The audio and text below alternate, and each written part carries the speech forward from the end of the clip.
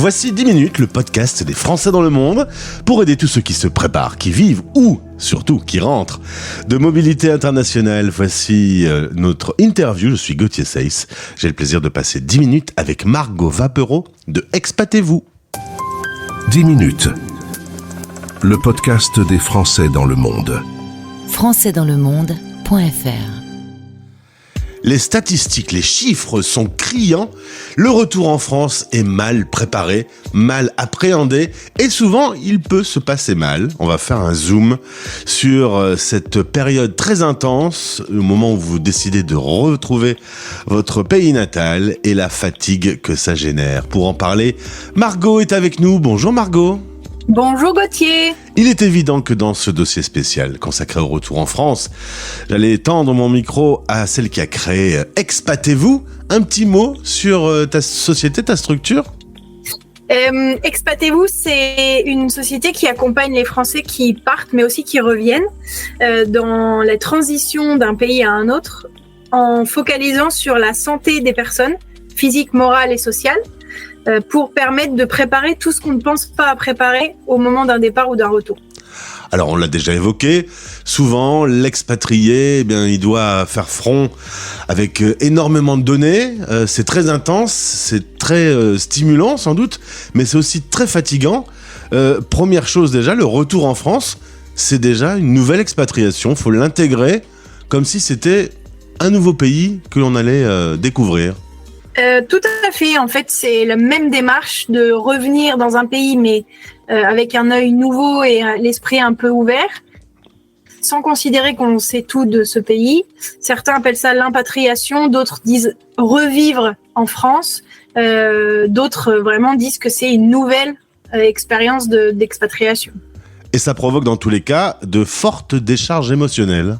Oui, en fait, la période qui a été de tous les préparatifs, on a accumulé un certain stress et une certaine charge mentale, une certaine fatigue du quotidien plus de ces préparatifs. Et au moment de monter dans l'avion, on a un premier soulagement de « ça y est, on y est ». Et le risque, c'est dans les semaines qui viennent, les premières 2 semaines qui suivent le retour, d'avoir une décharge émotionnelle forte et donc de vivre une fatigue très intense, et être complètement à plat pendant un certain temps. Tu disais, c'est un peu comme quand on est malade en vacances, que tout son système se relâche un peu, qu'on se détend, et que bim, on se chope un rhume à cause d'une sale climatisation. C'est un peu pareil. L'organisme en prend tellement qu'au bout d'un moment, ça déborde. Exactement. En fait, le corps réagit de la même façon que le mental, et c'est toujours très lié, et ça avance ensemble. Hein. Et quand vous êtes dans vos préparatifs, je ne sais pas si vous avez déjà observé un chien qui sait qu'il va voyager, il est anxieux, il est stressé, il a peur qu'on l'oublie. Votre corps, il réagit exactement pareil parce qu'il est associé à votre mental qui sait qu'il va partir. Et donc, tout ça s'accumule et quand on arrive en France ou dans ce nouveau pays, on a un relâchement de tout ça, ce qui fait qu'on peut être sujet à des maladies, mais aussi à une fatigue extrême, à tous les virus qui passent et être complètement raplapla. Dans cette série d'interviews sur le sujet du retour en France, on a évoqué souvent le fait de devoir continuellement, quand on revient, prendre des décisions administratives avec sa banque, avec trouver un logement, etc. C'est toute une série qui n'arrête pas de prise de décision. C'est ça aussi qui rend l'exercice fatigant ? Il y a tout ce qu'il a fallu préparer en amont. Il y a tout ce qu'il a fallu laisser derrière soi et donc dire au revoir. Ça, c'est déjà une grosse charge émotionnelle qui a eu lieu avant le départ. En arrivant, il y a effectivement toutes ces décisions à prendre de choix, de banque, de dossiers à déposer et tout ça, de logistique et d'administratif. Et on sait à quel point c'est pas simple en France. Mais il y a aussi toute la fatigue émotionnelle accumulée et mentale de vouloir se précipiter à retrouver tous ses proches, à profiter des vacances, à faire tous les plans qu'il faut pour ne rien louper. Et on ne se donne pas le temps, en fait, de poser ses valises mentalement et physiquement, de se reposer pendant une semaine pour dire d'être plus prêt à vivre la suite.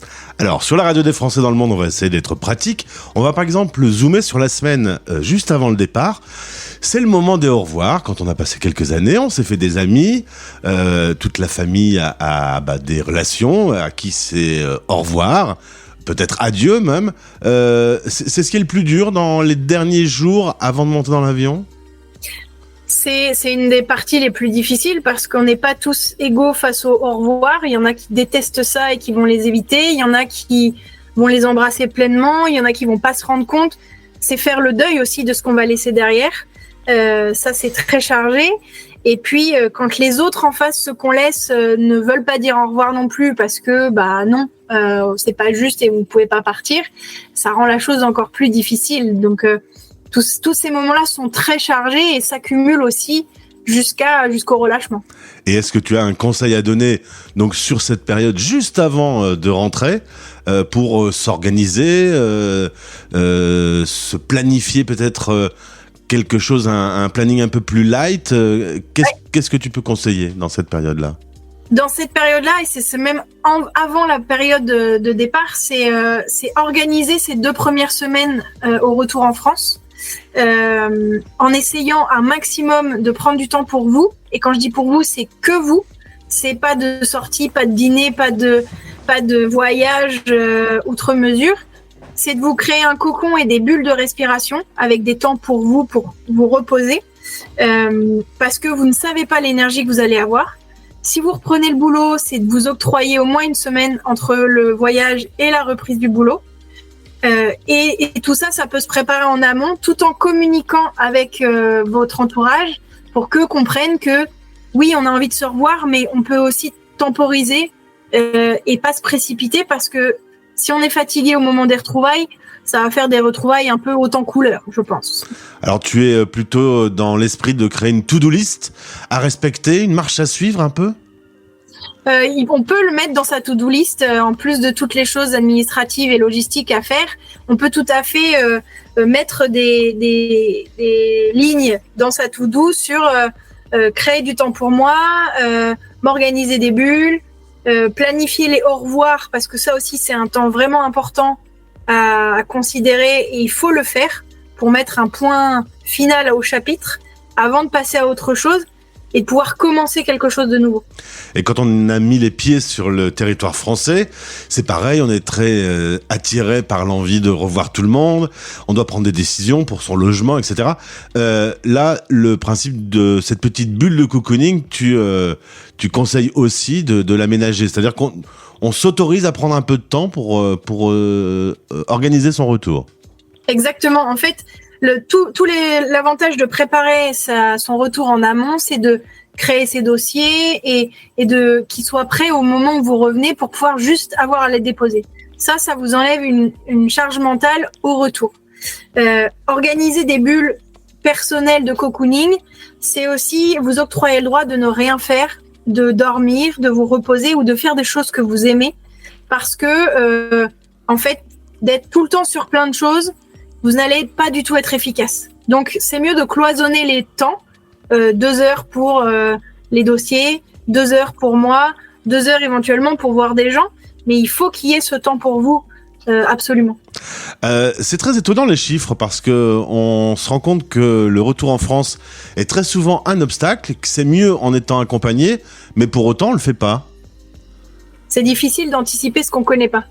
Et là, on est dans un problème inverse qui est on pense connaître puisque c'est notre pays, puisqu'on revient dans peut-être des endroits qu'on connaît déjà, sauf que on ne pense pas que ça a pu changer et que nous on a pu changer entre-temps.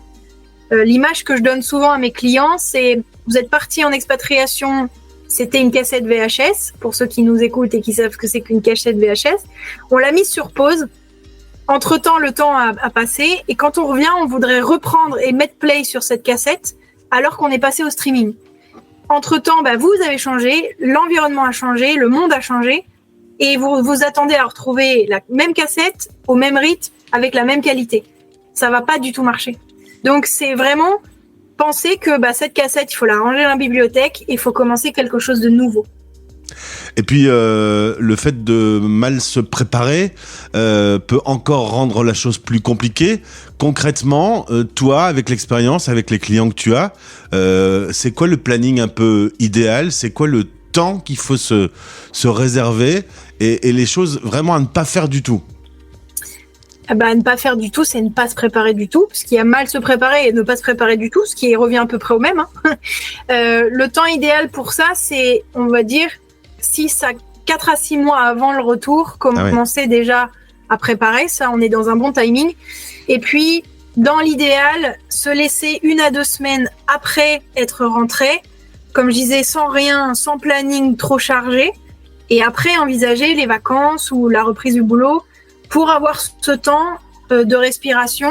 Ça, je dirais que c'est les choses idéales, mais on ne vit pas dans un monde idéal, ça se saurait. Donc, aménager au mieux. C'est pour ça que les bulles de 2 heures, elles peuvent être aussi salvatrices, parce que on a peut-être plus 2 heures à mettre dans un planning que 2 semaines. C'est le retour en France, et donc c'est l'élément le plus important sur lequel on voulait zoomer avec Margot.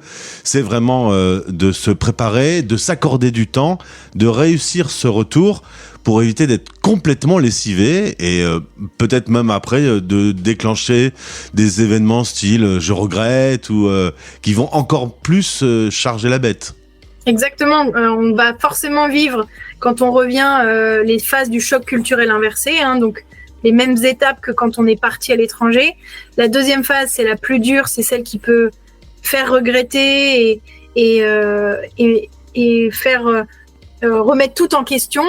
Et si on est déjà fatigué, ça n'aide pas à traverser cette période plus sereinement, même si elle est compliquée et que on va forcément passer par là. Et ma dernière question, évidemment, quand on vit dans le pays, on se rend pas vraiment compte. Au bout de combien de temps, quand on quitte la France, on revient et qu'elle est différente ? Est-ce que c'est très rapide finalement ? Ça peut être très rapide, et surtout en fonction de ce qui se joue en société, en politique, les événements qui forgent le pays, mais qui nous forgent nous aussi. Notre expérience à l'étranger peut être très rapide et très impactante. Moi, j'ai passé 6 mois au Nicaragua. Ça m'a suffi pour être complètement déboussolée au retour. J'ai mis 8 mois à m'en remettre. Et pourtant, ça n'était que 6 mois. Mais moi, j'ai tellement changé qu'en fait, le retour a été vraiment très violent. Alors attention à cette fatigue au retour en France. Entourez-vous de spécialistes. Vous pouvez contacter notamment Margot avec Expatez-vous, qui va pouvoir vous accompagner et vous donner ce petit coup de main nécessaire. Merci beaucoup. C'est quand même incroyable parce que ce thème, j'ai l'impression qu'on va pouvoir le faire quasiment tous les ans. Les chiffres s'améliorent pas avec le temps non plus. C'est drôle que sur ce sujet, on ait autant à dire et encore autant à faire. Parce qu'on pense toujours qu'on peut faire tout seul, et ça, c'est quand on met un peu son ego de côté quand même, se dire qu'on peut être accompagné, c'est bien. Mais ça va changer, ça va changer. Eh bien, merci en tout cas pour ce témoignage. Et puis, bon courage avec tous tes clients que tu accompagnes. Merci beaucoup, Gauthier. Français dans le